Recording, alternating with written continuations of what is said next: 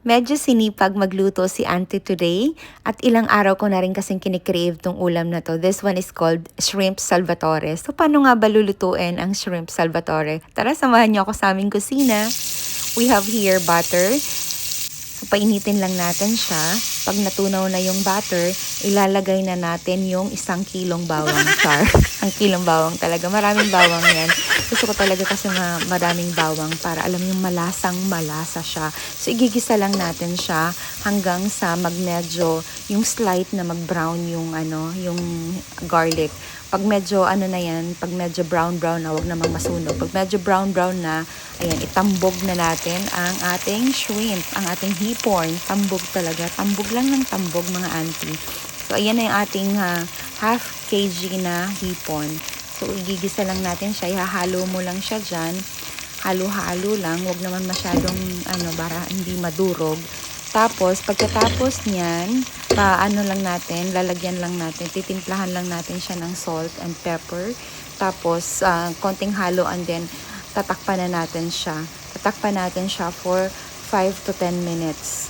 Hanggang sa lumabas yung kanyang, sabaw niya mismo. Ayan na. Halo lang natin ng konti. Ayan na, nag-iba na yung kulay niya. Lumabas na ang kanyang tunay na kulay. Ngayon, lalagyan na natin siya ng 2 kutsara ng mayonnaise. Ito talaga ang magpapasarap at magpapakreamy sa ating shrimp salvatore. So, 2 kutsara ng mayonnaise, kahit anong brand ng mayonnaise. Tapos, lalagyan na rin natin ng cheese. 2 sliced cheese ang nilagay ko.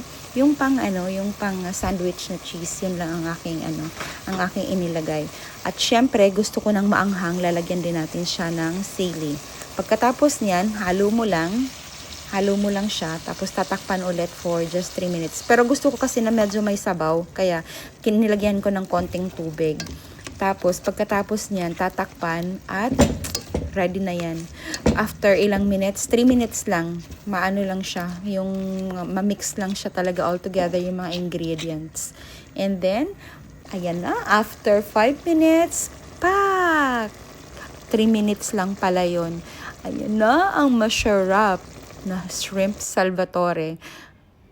Talagang taob na naman ang rice nito. Thank you for watching. See you again on my next video.